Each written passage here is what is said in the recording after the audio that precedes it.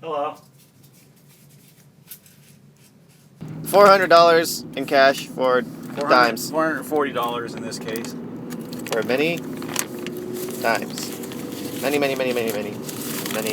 dimes. I can't even grab a handful. There's just so much. $440 worth of dimes. Just rolls and rolls of dimes in this bag. I should get about 4 silver ones out of that on the average. Quite full. How many pounds do you say this is? I don't know how many pounds it is, but it's quite heavy. However, I'm averaging 1 silver out of every $100, which is not a bad average. No, it's not. It doesn't take long to sort. You don't have to look at every single one. See, you can see it there. So that's how you see them real quick. So that one, that comes out. It only takes a few seconds to check each roll. So you lay them out like this. So there's nothing there. But if there was a good one in there, see how obvious that is? So they're very easy to spot. So that's why it doesn't take long to go through a bunch. It takes only a few seconds each roll.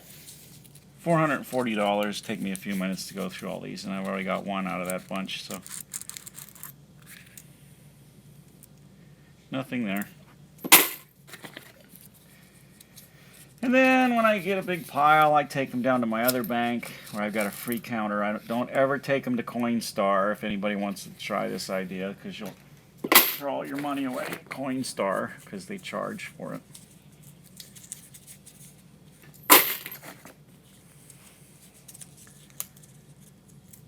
So with the going price of silver, that's about $2. That's about $2 right there. It'll change with the market. It's copper. I don't know what the coating is that looks silver. It's not silver, it's just copper. And who knows, chrome. I'm not sure what the top is. Nothing. Yeah, sometimes they throw you off. Some of the newer ones, that's a little, you see it still has a coppery edge to it. It's 2011, so sometimes it'll throw you off. Every now and then I'll find one that's really tarnished, and it'll still have a kind of a uniform color to it, though. Even a tarnished one, it'll look a little more black. See, there's nothing in that pile.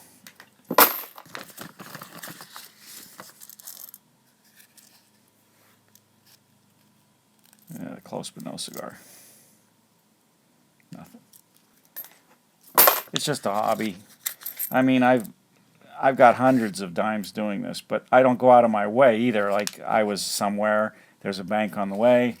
I always make sure I got $300 or $400 on me. Go in, clean them out. These are brought in by customers. And any of the paper ones that are loose like this, customers bring them in. So my thinking is, most people are stupid on how all this stuff works. So they either go through their dead granny's stash and they roll them up. They don't know they don't know the difference. So they just take them all to the bank. Sometimes a guy like me will come along and find a whole roll, which I know people that have done that. In other cases, some of them might have been stolen, and the people that stole them had no idea what their value was and spent them back into circulation. And other people roll them up, take them in, or people are broke, they're going through their old penny, piggy banks, and they're getting stuff that's been in there for ages, and they're rolling it up, they're taking it to the bank because they're broke and they need cash. But like I said, I don't go out of my way to do it because it'll take time and gasoline, and it's just something I do as I go if I'm doing something else. Occasionally I find some really old ones, and they may have a numismatic value over their bullion value. It's coin collecting, and sometimes an old coin will have a higher value to collectors than they do for their simple silver content. Not this one in this case, that's just has value for its silver content. But on the average, I'm finding one in every $100. There's another one right there. See that? Anybody see? No. Right there. 1960. And see how clean it is? It's like it's hardly got any wear. The edges are all good. This one could have been stolen because it's been out of circulation. Now it's back in circulation. So who knows? Or some kid went through his dad's stash because he wanted some cash and he doesn't know the difference, and he goes and spends it at 7-Eleven. It's back in circulation, so now I just got two. So there's about $4 worth of silver right there. If I left $100 in the bank for a year, it might make a few cents in interest. But if I keep taking that $100 over and over and over again, I could double and triple it with these silver dimes with the same $100. In this case, the same $500. Well, this is real money. It has intrinsic value. Silver is an industrial metal. These could be melted down. They could be turned into things for electronics and electrical controls. These are what you might call a token. They say 10 cents, but there's not 10 cents worth of metal in them.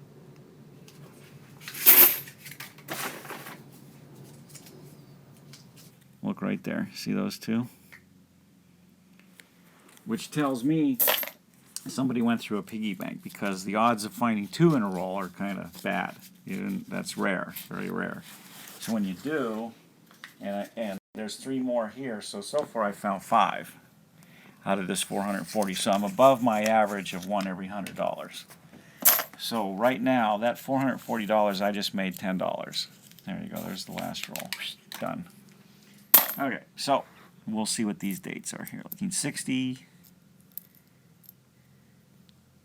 63, so there's my, and this is a Canadian, it's not worth anything. So there you go, about $10 worth of silver for free. See the difference? These are made out of copper, they're not worth 10 cents. These are either worth about $2. 90% silver. 90% because if they were 100%, they'd be soft and wear out fast, so they're alloyed. Turn that off.